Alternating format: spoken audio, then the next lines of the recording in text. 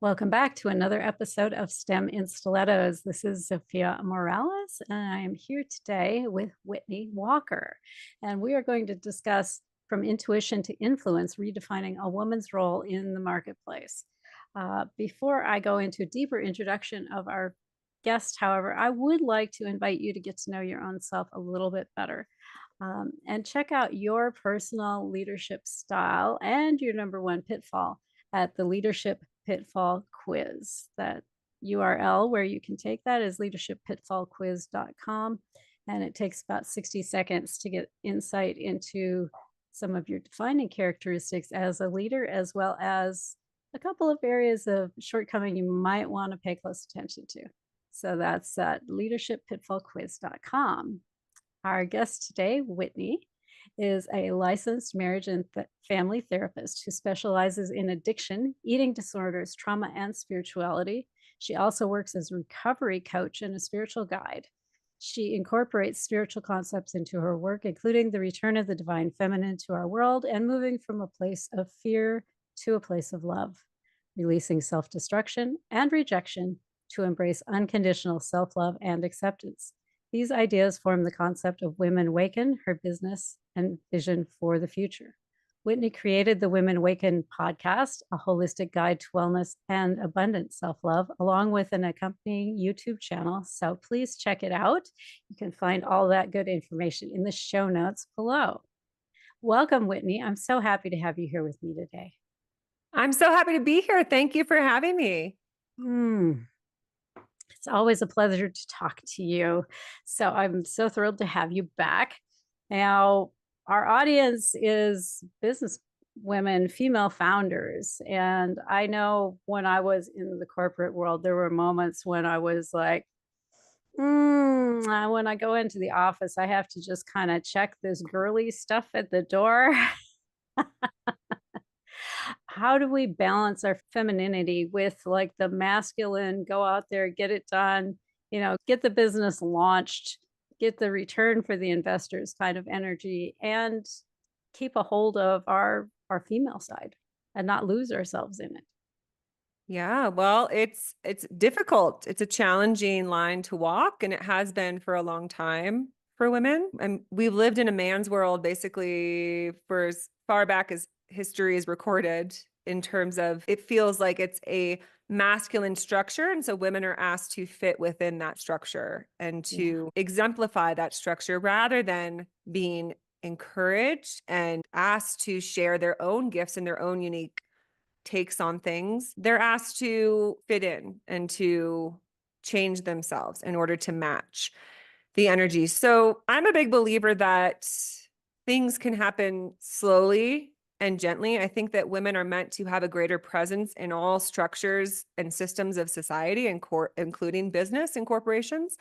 And maybe it won't happen overnight that women are allowed to have a more actual feminine presence and touch, not just trying, because right now I feel that if any woman is able to make it, and I'm not saying this is across the board, I could be incorrect, but in most cases, if a woman gets to a high enough position in a business, it's because she's stepped forward with her masculine traits. Yes. We have yet to have a divine feminine CEO, I would say, because you have to, just like you said, we walk into these businesses and we think I get to be myself, but quickly we learn that if we want to reach the position we're aiming for, we can't be ourselves. Yet women will eventually need to be themselves in all sectors of society and business. So as I said before, I believe in slow and steady. So it's about being the trailblazers.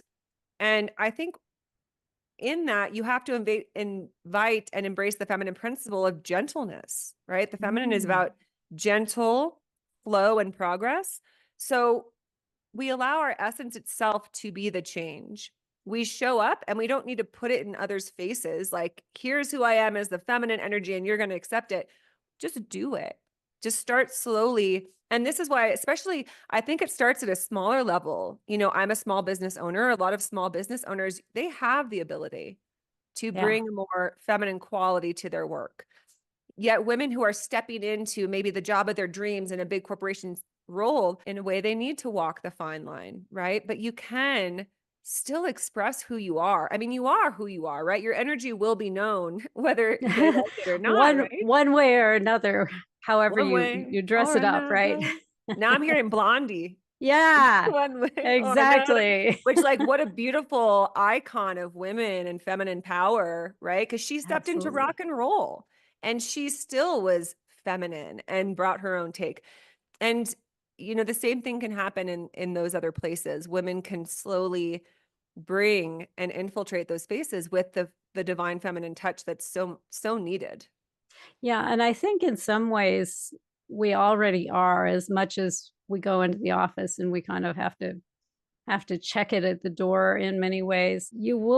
I have noticed, let's put it that way. I have noticed looking at like the statistics and that sort of thing. Women-led businesses a lot of times bring in a much better return on investment than the guy-led businesses bring in. And I think a lot of that goes back to women bringing their own special skills to bear over the longer term. In other words, like when I was in corporate, I would show up, in the corporate guise, but I created a safe space for my people. Like there was this bubble as I started to get reports and that kind of stuff that I kind of formed around them that gave them a little bit different microclimate, if you will. And I think women are doing that in some subtle ways in corporate. Yeah, absolutely. And microclimates are important just for those spaces to exist, just to have, because that's how everything starts. Everything starts by a slow introduction. Even the masculine dominated fields began small. It began just as an introduction of a new way of being, and it became overgrown. But the thing about the feminine, though, is it's not looking to overtake. I don't think that the feminine wants to have 100% feminine dominated industries. It just wants a presence. Yeah.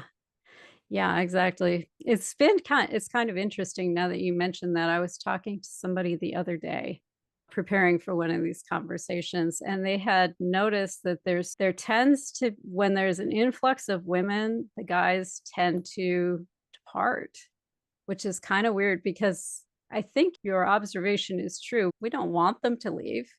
It's not like we set up the environment to force them to leave, but they sort of choose to, which is interesting.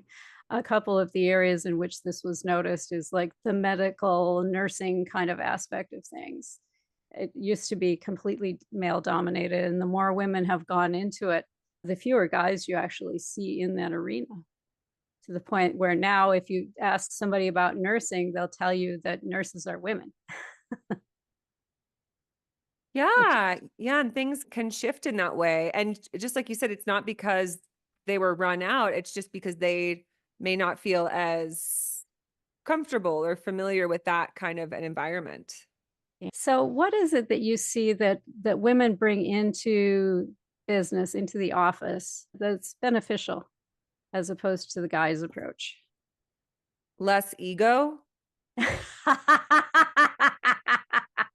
Tell us why ego is a challenge. Well, I think ego is self-serving. I think about it a lot when I think about the fact that there's never been a female president. And I wonder what our presidency could look like if we had someone in there who wasn't doing it just to prove themselves, who Mm, truly had the highest interest of the people. I don't know that we've ever truly had that with a president, some more than others, but not fully. And I'm not saying that every woman is free from ego. None of us are free from ego. And I'm not saying that some women don't have as big of an ego as men, but yet I think that a true someone who's embracing their feminine energy, when they enter into a space, the feminine energy is that which honors cooperation and collaboration. It's not looking for a hierarchical structure, it's looking for a sustainable structure. And what we've mm. seen is that a hierarchical structure is not sustainable. By nature, it will always collapse because we're not meant to exalt someone to the top and then all fall beneath. We're meant to all be in this together. Yeah, it's And it's not supposed to be a pyramid where people are standing on top of other people. no, but that's all we've known. Every Mm, structure, everything that's been created has formed that way because of ego. It's because some people want, there's like, well, I have to be at the top and I have to be the best and I want to prove something. And not to say that women don't feel that way, but you can still, and we can replace the word prove with express, right? I think the feminine is more about being able to express your unique self rather than trying to force something that's deemed impressive and Mm. prove that, right? So I think when things have more of a feminine touch, there's less to prove. There just is more being and letting yourself be expressed, and therefore allowing space for everybody to have a place at the table and a voice, that Mm. everybody's opinion matters. And that's not what we see. I mean, anybody who's been in a corporate boardroom or space or meeting knows that some people feel like a nothing, their voice doesn't matter. And other people, oh gosh, look out, they're going to speak right now. This is a very important person. It doesn't have to be this way. We've just created this. Nobody's Yeah. any more important than another. And sure, some people are very talented at what they do and we can appreciate them. But what if we had a leader who didn't hold that over everyone's head? Like, well, I'm the most powerful. I'm the best at this. So you all will, bow to me. The feminine doesn't honor that. And there are speakings of a time before time that's not recorded where societies were led by women, where the Yeah. matriarchy was that which led, and it was much more functional, and everybody had their own purpose. We didn't have as much greed, and that's a parable at this point. But in my being, it feels like a knowingness. And Mm. talk about a beautiful feminine quality is that which is beyond the five senses. Your clear sentience is a clear feeling. Your clear cognizance is a clear knowing that even though Right. it's And not it's spoken that of, that intuition is what most people call that. the Yeah. intuition, and where you just feel in your being that I know there was another way that this was done. And even though it feels like all we've known, it doesn't mean that it has to go on forever, that everything is about competition and greed and trying to prove yourself and always aiming for profit and growth. That's not sustainable. And that's the other thing that would happen if women were introduced is we would move from a dysfunctional state of infinite growth, which isn't sustainable, Yeah. to a place of functioning and saying, hey, why don't we stop trying to build, build, build and just work with what we try to make the best of what we have first and then build on it. Once we know it's stable, it's functional, and everybody's doing well. Yeah. We really lost the plot with that on Earth is that we stopped caring that everybody was doing well for some reason. We just said, yeah, it's fine. Some people are really suffering, but we got to keep the growth going. You guys, you can't stop that. Well, Yeah. who says? Only the I masculine energy says that. I can remember sitting in economics class in college and they said that, the economy always grows. And I'm like, that doesn't gut check for me because there's going to be a natural limit. Huh. There's always going to be a natural limit. And if you step back from that broad concept of the economy is always growing, you will notice that there are natural limits and there are natural contractions that happen because guess what? It's finite. The world is in fact finite. Yeah. Yeah. Yeah. Well, it's a balance, right? Things are meant to be in balance. Yeah. And the universe is infinite, but we're having an experience here of how do you come into physicality and learn how to have a reciprocal relationship with everything around you? Because also, a feminine principle is you have to give and receive. And if you try to do just all Yes. of one, you'll be depleted. And if you try to just take, then you're not in support of something else. So we are being asked here in this experience on earth to recognize limits and recognize you can't push something to the point where that thing begins to suffer. But we've done that with the planet Earth. We've done that with other human beings. We exploit people, we push people because we say, I'm more important than you. So it's okay if you don't have the Mhm. same rights and opportunities. That was never a balance. And so we're in such a state of imbalance on this planet. And until we realize that, yes, in fact, things are finite. The only thing that isn't finite is creation and love. We can create many, many beautiful things, but they have to stay in balance. Mm.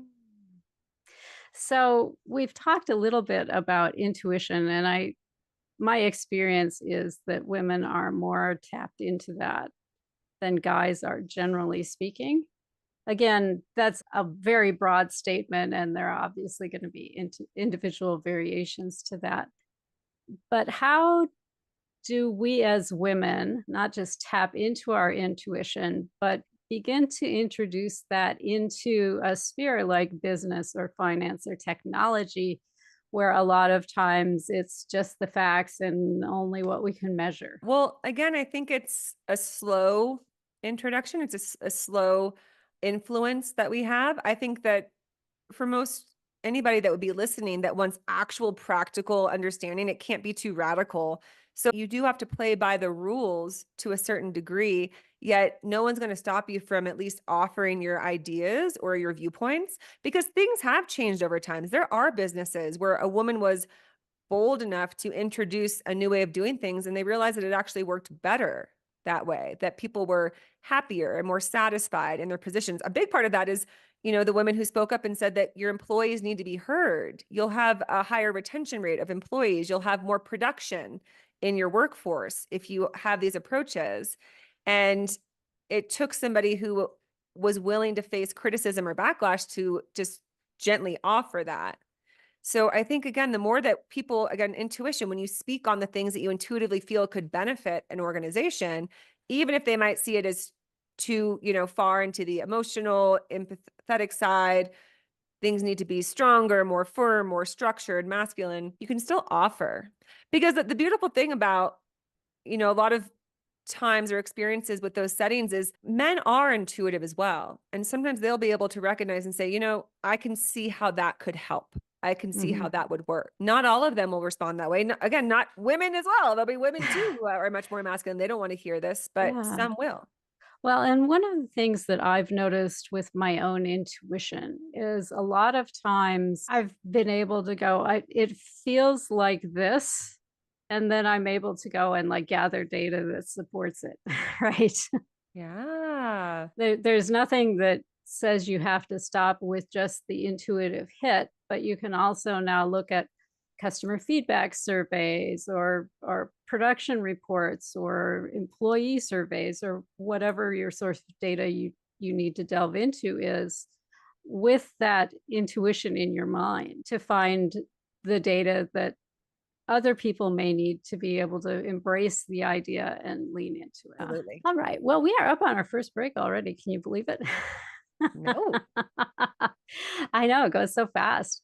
For everyone who's joined us here today, so glad you're here with us. And take this opportunity over the break to go out to leadershippitfallquiz.com and go find out what your leadership animal is and hang with us. We'll be right back from the break.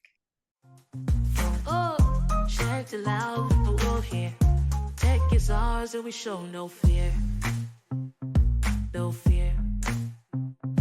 No fear. No fear. Welcome back from the break. Thank you for hanging in with us. This is Sophia Morales, and I am here with Whitney Walker. And we are discussing how you can really bring your feminine side and your intuitive side specifically into the workplace in a way that's more accepted by the people around you than you might imagine it would be. So, question for you, Whitney: why would we want to do this? Why is it important for women to lean into the fact that we are female? We're not just guys in high heels. Yeah. Well, I think the number one reason, first of all, is that I think people deserve to be fully expressed as themselves. Anytime we try to inhibit or contort who we are, we're never going to be fully peace or fully joyful. And that goes for the individual, but it's also the case at large for humanity right now is that very few people are fully expressed. That's what we came here to do. I always think of humanity as a mosaic where every single person is an integral, imperative part of this gorgeous mosaic, and you need your unique colors and light to come out to make the picture come together. But right now, we live in such a state of fear of fully expressing ourselves, because if we do, we might be abandoned, we might be cast out, we might be fired, we might not find our place. So we stay in fear. So the world, I believe, is what it's meant to be when people fully express themselves. So one way to start, but the question though is for every woman is, what is your feminine? right? There's no one blanket statement about this is what it is to be a feminine woman. Well, what does it mean to you? As I said, when I think of the feminine, it's more of the principles of allowing and not, it's relaxed, it's more in the flow, it's surrender, it's saying what can be. And how do we allow for all the different ideas to come forward? How do we allow for all the different expressions? Because, feminine is equated with water. And yes, water can flow, but it's also an extremely powerful force in certain conditions. So by no means is the feminine just this gentle, lackadaisical force. It's actually remarkably powerful. Yeah, when you were talking about that, I was kind of feeling this energy of like meandering and exploring like all the places, the cracks and the crevices and the byways and whatever. And business tends to not be very supportive of that sort of thing, right? We have quarterly goals, we have objectives for the year, we've got projects that have to be completed. How do you kind of balance that, bringing everybody out into expression and still making that sort of thing happen? Yeah. Well, as I was saying, it's because there's so many facets to the feminine. There's a lot to us. We are There is. multifaceted, complex creatures. So I know for me, I have a lot of fortitude. When I decide that I want what my next creation will be, I will do what it takes. And the fact is, I mean, all you have to do is look at the act of birth to recognize that a woman is no stranger to force and to even aggression in terms of deciding that something will be, and you will go to great lengths to produce it. I mean, we have to push life out of our bodies and into existence. That's not meandering at all. That's Yeah, correct. exactly. Well, and when you mention that, I think of my husband's face every time I say this handful of words. It's, I have a plan. He's like, uh-oh. Because he knows that you're going to make it happen. And he's like, oh, geez, Uh-oh, I am what in is going for it to now. Where are we going? Yeah. No, women are miraculous creators. Obviously, again, the analogy of birth, we are the portal for life and we will bring it forth with great might. And so when we have a vision, but here's the thing, and this is the beauty and multifaceted component of women, we can be in the sort of nebulous realm of the void, right? From the void comes a creation that's never been. The masculine is very attached to the idea of structure and knowing what is and working with what is, but the feminine knows that there are things that have never been before that are just waiting to be brought forth. But you have to move into that place of more surrender and openness because you can't bring in the new if you're really attached to the current, right? You never can, whatever currently is. You have to go into that dream space, the creational space. And that's what women can do. But that's when they get their fortitude, is when they see it and they say, oh, this can be. You with your plan, you say, oh, my dear husband, I have a plan. I know what can be. And he's like, oh Yes. boy, are we going to have to move? Are we going to have to, like, what's going to, are we going to invest money? How long is it going to take? Oh man. Yeah, and what am I gonna have to do? What's my role in all this? Yeah. Right. But once women grab a hold of that, but again, it's not to prove a point. When you're in the true feminine, at least how I view it, it's not because, again, it's not egoic. It's not like, look what I can do. It's look what can be. Look what can be in existence, in expression. And then we want to create it. And it's a miraculous thing. So that's why women are actually really attuned for business. And they make great business owners and collaborators because they know what it takes to have a vision and bring it forth. But again, like you said, like men have this as well. I mean, we look at some of the greatest innovators, and to this day, most of them are men because because here's the thing. I will say They this. they get the backing. They get the backing. They get the backing. They're recognized for it. Women have tons and tons of ideas, but they're just not given a chance. And men come forth with an idea and it's very scientific based and it's very, and that's all fine. That's all good. But then we're missing the whole other part of creation, which has nothing to do with science or technology. Again, things are so out of balance now. All we care about is innovating new ideas and creations in those realms. And that's beautiful and wonderful and can create great things. But there's a whole other realm, which is just looking at how can we create better lifestyles and ways of expressing ourselves and being in the world that's more harmonious. Because Mm. there's revolutionary ideas around that, but guess what? They don't include Ah, you tell me. profit. There's no money. Oh, No, but sometimes there is.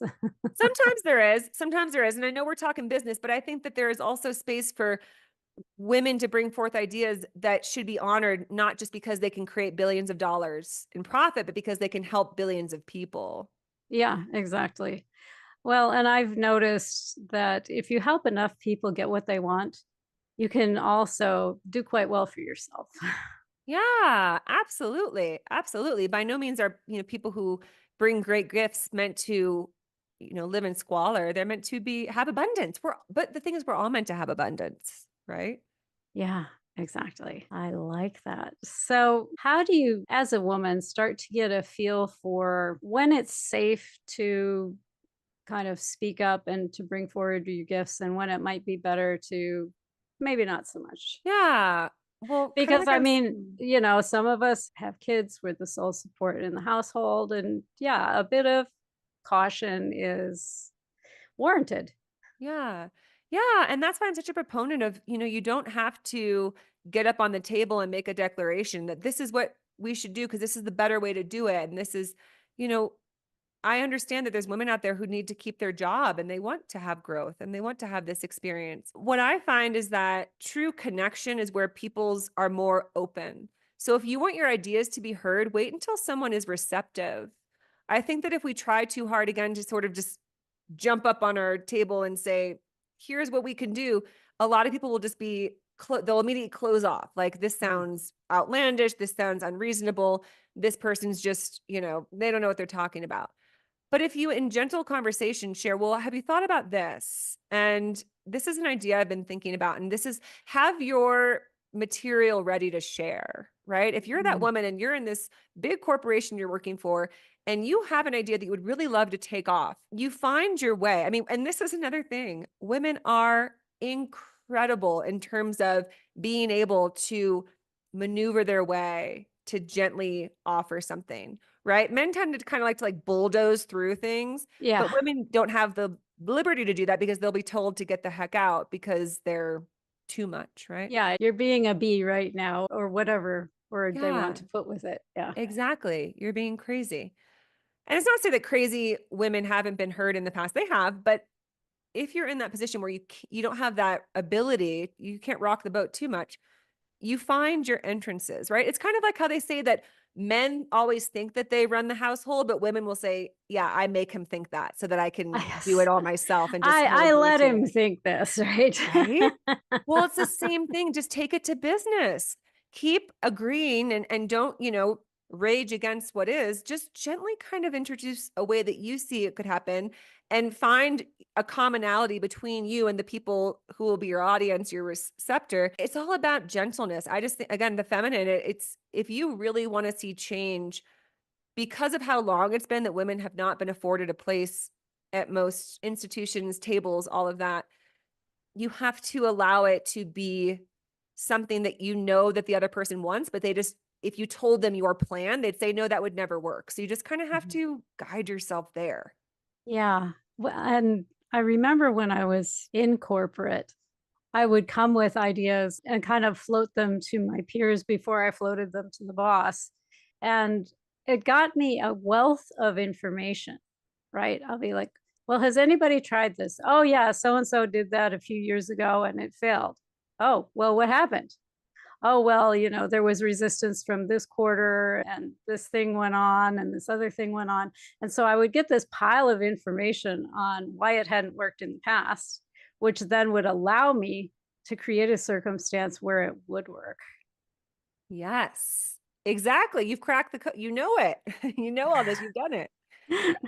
So, yeah, I did a lot of what I want to say information gathering before I went in to present my stuff, because that way I could address the objections, right? Which is what my peers were giving me. It's like, if it failed because of this. Oh, okay. Well, let's see how we can make sure it doesn't fail because of that. Yes, Yeah. absolutely. And the more that we're able to do our homework and bring forth these ideas, the more we can begin to change things. Because here's the thing is that, and I think I mentioned this earlier, is that truly, if you look at most of our systems, because as you spoke of, people act as if there's infinite resources and infinite growth. That's not accurate.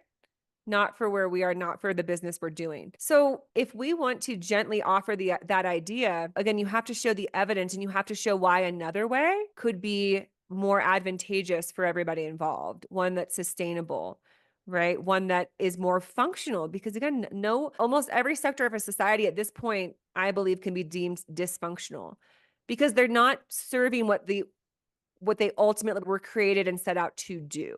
To serve. Yeah, To exactly. serve. So if you work with that, like you're already in that situation, you have the advantage point. You're just introducing the fact that, hey, if we look at this with open eyes and if we're honest with ourselves, we know it's not working. So if this isn't working, how can we shift a little bit into something that is more functional? And I think a lot Yes. of people stray away from that because they're out of fear. We've done this. This is how it's been done for so long. It's a boys' Yeah. club. We got to stick with this. This is how. Well, and we tend to be not friends of change. Most humans are not fond of change as much as it's like, oh, well, I'd like that thing over there. I don't want to have to change to go get it. I don't want to have to change to lose the 25 pounds. I don't want to have to change to earn more money. I don't want to, yeah, fill in the blank. Absolutely. Most people are very change averse. So they stay in their lanes and they stay in their roles. But only when people step out of that, when they blaze new trails and offer new ideas, do things change. And I believe it's the time for that it's the time of the trailblazer and, sort of the rebels who are ready to speak up and to share their views and share what they believe is possible. Yeah, yeah. I'm kind of an odd duck in that I tend to have this side of me that really likes change. Oh, I've told people I'm like I change a file. I Yes, love let's change. make it different. Let's shake it up. Let's rock the boat. But one of the things I have had to come to accept is most of the world is not that way. Yeah. So I've had to learn to kind of speak a language that's less threatening to them in order to bring forward what I need to bring forward. Absolutely. Absolutely. That's again, you can't just jump up and claim total radical overnight transformation and nothing less because people will say, get out. So you Yeah. offer it gently. And the other thing I would say to anyone listening who has a vision, who has this feeling within them that a new way is possible, that there are other ways to go about this, that I know that I could offer ideas that could make a difference. The most important thing you can invest in is fully and completely believing in what you think is possible and come into a knowingness about it, a knowing that this will someday exist. Basically I'm talking about manifestation, right? Yeah. When we look Or around our or world, founding a company, right? yeah, Because the first person you have to sell on that this can be a thing in the world is yourself. yes, Because you're not going to sell anybody else on it. You're not going to get investors. You're not going to get co-founders or your first employees on board until deep within yourself. It's like this is a thing. It's no longer that I see the possibility, but that it's coming into the world. yes, yeah. Knowing without a shadow of a doubt that it can be and will exist it's the reason everything you see around you exists. Nothing exists without somebody having a full-hearted knowingness. That's what brings things into physicality. It's the process of creation. First, you have a thought, then you speak on it, you declare it, and then you act on it, and it comes to be. Yeah, and you don't always have to know the how, or Never. Doesn't matter. it's all you almost never know the how. In fact, when you look back, it's like, wow, what I thought might have been the how wasn't even remotely close to the path we ended up taking to get there. But what I've found is most important is that vision and holding that vision really clear of what can be, and then taking the next logical step in that direction. Absolutely. Just take the next step, do the next thing that you Yeah, can do towards that. I love that. So, how do we kind of take this and break it down and make it a little pragmatic? Do you have any kind of what I want to say guides or rules of thumb that you live by to be fully expressed, if you want to use that language, to bring your concepts to life? Yeah. Well, I think one of the initial step that's most important is to look at how you're already doing it, right? You got to, I think the foundation of starting something new is recognizing how do I see myself as a creator? How do I know that I can trust myself, believe in my ideas? We want to look at experiential evidence to show that, you know what? I am able to do this. look at where I am today. I'm 40 years old and I'm doing X, Y, and Z that 20 years ago, I would never have dreamed of. So you start there and you say, okay, I know that I'm someone who's capable, but I know it also took 20 years to get here. So how can I think about just the small steps to take rather than this pressure of, oh my gosh, this will never happen. It's too big. It's too overwhelming. What can the steps be? You need to really see yourself as someone, you've already done it. Yeah, Right. So the next thing you want to do, recognize, of course I can do it because I've already done it in a different shade and different color, but I know I'm capable. exactly. I love that. We are up on our second break already. And I guess right before I throw this to the break, I guess what I want to put out there, because a lot of women I know are very resistant to like sales and the sales process. And well, I don't know how to sell. And what I'd like to submit for your consideration is the number of women who have been Girl Scouts and who have absolutely crushed it with the cookie sales. So the ways you have already done it, just lean into that, embrace that, and take the leadership pitfall quiz over the break, leadershippitfallquiz.com, and hang with us. We'll be right back. Oh, shout it loud, but we'll hear. Tech is ours and we show no fear. No fear. No fear. No fear. Thanks for hanging in with us through the break. This is Sophia Morales. I am here with the amazing and wonderful Whitney Walker. And before the break, we were talking about how you start to solidify and clarify your vision, and so that you can persuade other people to be on board with your vision and to get on the train that you're driving, to bring your intuitive vision, if you will, your business concept, your software as a service, whatever it is you're working on, into reality. And I love that you pointed out that it's really nice to sit and review how you are already doing it. What are some thought exercises we can do to kind of pull through the conscious resourcefulness of that? Because a lot of times I know as women, we're taught to go, oh, well, I couldn't ever, whatever it is, right? And we'll have a whole list of reasons why: time or the kids or commitment to the family or blah, blah, blah, blah, blah, blah, blah. There's always a million reasons not to. And one of them oftentimes is I don't have time, I don't have money, or I don't know how. So, how do we deliberately step into a space of resourcefulness instead? Yeah. Well, I think again, it's about recognizing that if we actually take an honest look back at our lives, there are things that we've accomplished that we don't really know how. I know I had this experience and many others where we think, gosh, I went through this period of my life where I was going to school and working part-time and working towards this. And I don't know how I did it, but I did it. So what tends to happen is that when you set your intention for what you want to create, the universe will bring into your life the things that you need. And it may be challenging, but you will be able to find a way. It's just like you said, it's letting go to the how, just as you said. You just have to really establish what it is that you want to do. And then as things present themselves, then you just say yes to it. And you don't worry too much about how it will come together.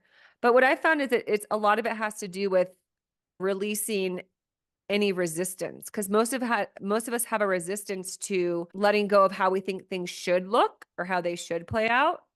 So we're really attached to, okay, well, if I'm going to start a business, it means I have to start with this step and do this step and do that. Well, it's not always the case. Like, just start doing what you want to do and then Mm, see what happens. Like, that's the biggest thing. It's like anybody says, you're like, well, I want to write a book. Okay, well, do you write? No, never. I never write. Well, then how do you expect to write a book? You just start writing, just do it, Do you mm, want to be a speaker? Well, then find places where you can go start speaking. Do you speak? No, do it. Like, start doing it now. Start doing the things that you want to do. And then recognize that other things will come into your path to lead you there. Because, like you said, I don't have the time, I don't have this or that. Well, you do. You actually do have time. And most of the women that I've read about who gain great success, it's kind of what I said. Like, they ended up, sitting in a closet at 5 a.m. to write their book before their kids woke up because they felt they had to do it. They just needed to make the time. And I'm not saying to burn yourself out, but I'm saying that once you set your intention, you'll find what you need. Like, we can do the things we want to do, but when we make excuses for it, then it definitely won't happen. But if we open ourselves to the idea that if this wants to be birthed, or if I want to birth this badly enough, it can. But you can also ask for help, right? Another thing is Oh, like, yes. Yes, yes, please. yeah, Let's say that again. You can what? you can ask for help. You don't have to do this alone. You don't have to do this alone. You can outsource, you can ask people. That's another thing that women have been conditioned to feel like they have to do everything on their own or else it won't get done. And that's not true. You can definitely solicit help and ask for advice. And another thing to do is if you're in this place where you're like, I don't know how I can make this happen, well, talk to somebody who has made it happen, right? Go out and seek somebody who has done what you want to do. I'm a mental health therapist. And when I decided once COVID hit that I could start my own private practice, I was so scared. I had that I was like, I can't do that. I handle taxes and handle bills and handle this. And I can't do it. But I was like, well, a lot of people are doing it. So clearly I can. So Yeah, the knowledge is out there. The skills and abilities exist. yeah, Yes. it exists. It is, but we have this block. We think, well, not me. Like, how could Mm, I do that? That's too much. And so what I did is I went on LinkedIn and found everybody who was doing what I wanted to do, established therapeutic practice with kind of more spiritual tenets. And I just would message all of them and say, hey, would you be open to a quick 10, 15-minute call so I could find out your path? I asked like 50 different people. Turns out the path wasn't that complicated, but I had a fear, right? It was like that, the yeah. change, the part of like, well, if I take that leap, I have to put myself out there as the front of my business. That really scared me. I got very accustomed to being an employee and not being the face of anything. It felt safer. It felt easier. It felt like less commitment. But I knew I wanted that freedom. So you also have to recognize what is it that you're wanting through this.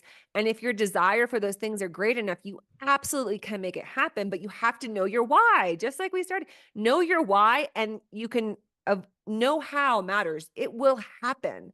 You just have to decide why you want it, and everything will come into place. The staircase, right? Set your goals up in the clouds and then build your staircase one step at a time towards them. And you will find that you will be supported.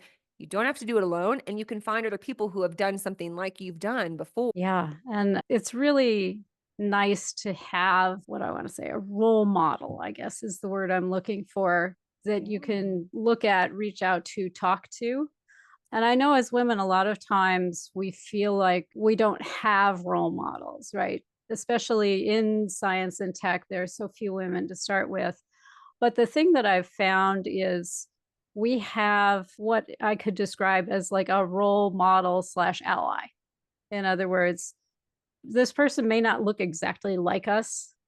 In other words, they may not be female, they may not be of color, they may not be whatever, fill in the blank, but they are simpatico with us. We have good connection and empathy with them. They're willing to share. That's where to start. Yes. And it doesn't matter that they don't look exactly like you or live life exactly the way you do, as long as there's that simpatico connection there and they're willing to share in an honest and forthright way. And even if you don't know somebody like that right now, as you pointed out, you can get to know them. It's pretty easy to connect to people nowadays. Which is a wonderful gift, right? People used to have to write letters every day for months to actually get someone's attention who was doing something they wanted to do or just come across them. But now you can find people and connect with them and ask them. It never hurts to ask. Absolutely. Well, and the thing that I love about asking is it's telling yourself yes. Every time you ask, you're telling yourself yes. The other person, they may weigh in yes or no, but if you don't ask, you've told yourself no. And so Yeah. tell yourself yes, ask. Give them the opportunity to sign on to your Yeah, absolutely. And that the word that just popped up in my mind is like, know your worth. Know that you deserve that. You deserve to ask. You're not being demanding. You're not being entitled. You're just asking because you deserve your expression. Like, let's say your role model is someone who brought their creation to life. They birthed it, they made it, you admire them. Well, you have the same seedling of a creation within you. You have the same desire. You are just as valuable and worthy and deserving of bringing that forth as anyone else. So when right. when we tend to ask someone who's already achieved something, again, this is a very masculine mindset, but we've created this hierarchical structure where we think, well, who am I to talk to this person who's super Mhm. successful and very established? Like, Exactly. what And am I just a peon? I'm being what do I want to say, selfish. I'm inconveniencing them, that sort of thing. But I think what we forget when we tell ourselves this is that one of the things that gives people a lot of satisfaction is knowing that they have helped someone else, that they've given someone else an opportunity, a hand up, a door in, whatever the thing is. And when you don't ask them, you cheat them of the opportunity for that feeling of fulfillment. Yeah. Yes, absolutely. I mean, yeah, that's one of the best feelings ever when someone says, wow, that's so incredible that you do this. Could I have a little bit of your time to find out how you did? It's like, oh yes. Let me, Yeah. I hadn't thought about it in a while, but you're right. I did do this, didn't I? Again, going back to we have to give ourselves credit for how far we've already come, right? Because Mhm. everybody has something to show for their time on this planet, no matter where you are. And there's Yeah. someone who looks at you and your life is something that they're only dreaming of. And isn't that something? I was talking to someone the other day that I really look up to. In fact, she was on my list of like A-list guests, right? And I reached out to her and we had the conversation the other day. And as we were talking, I've just started this YouTube channel and we're just getting some traction and this kind of stuff. And she's like, I would really like to understand how you're working your YouTube channel because I can't get mine to do anything. I'm like, wow, I do have something to offer. Look at this. Yes. Oh my gosh, I love that so much because it's so true. And again, that to me is a very feminine principle. We're all just helping each other out. We're offering, hey, you do this really well. That's awesome. You do this really well, rather than this scale of someone's up here and you're down here. We're all equal with gifts and abilities and achievements that we can be sharing with one another. And I think, you asked early on is what changes when the feminine is introduced. We all start having a better time because we feel our own worth and value. We feel the gifts. We know them. We don't say, well, I don't have much to offer because I'm not like her. Of course you do. Everybody has something to offer. You can share with her how you got your YouTube jiving, and she can share with you whatever achievement she had. We're all just helping each other out. Nobody any greater or less than one another.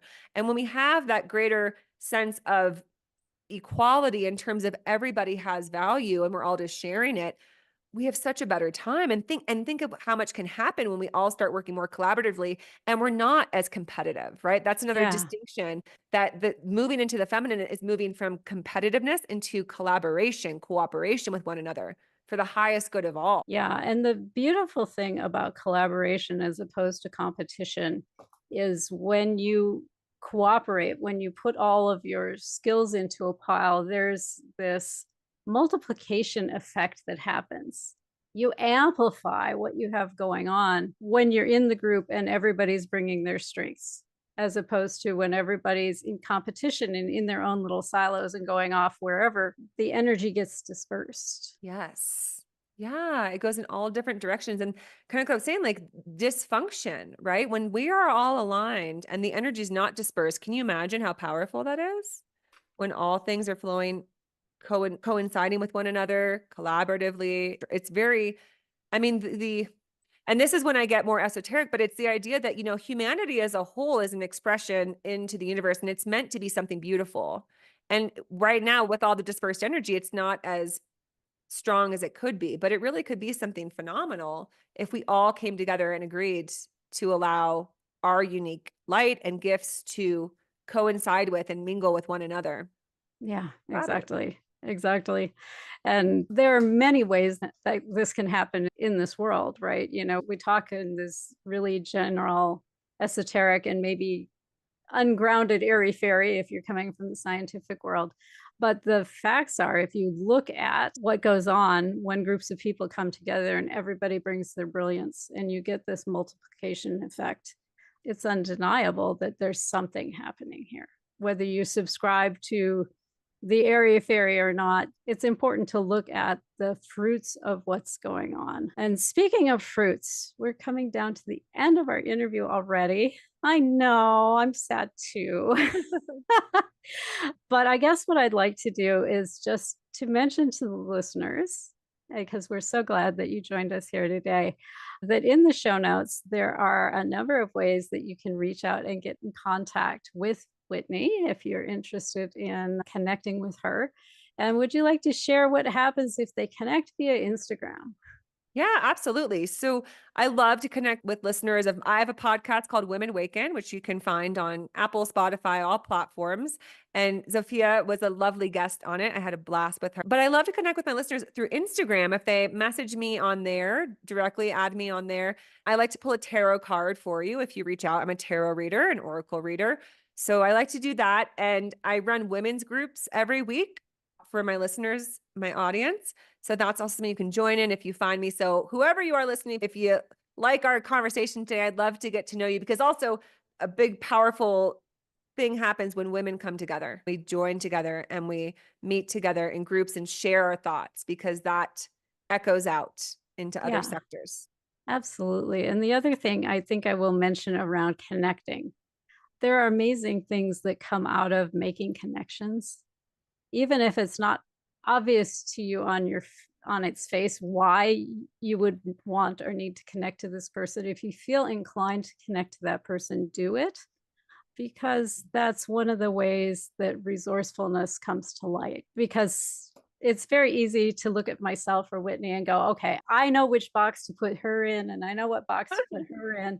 But we're all much more multidimensional than that and have amazing backgrounds that are sometimes unsuspected. So go ahead and reach out. And let's see, I guess it's just time for me to wrap up. I would like to invite you to join us next week, where we are going to follow a female founder's journey from engineer to marketer. And we will be talking with Rosie Pongratz next week on that topic. So come and check it out then. And until then, go out, be bold, be beautiful, and be amazing.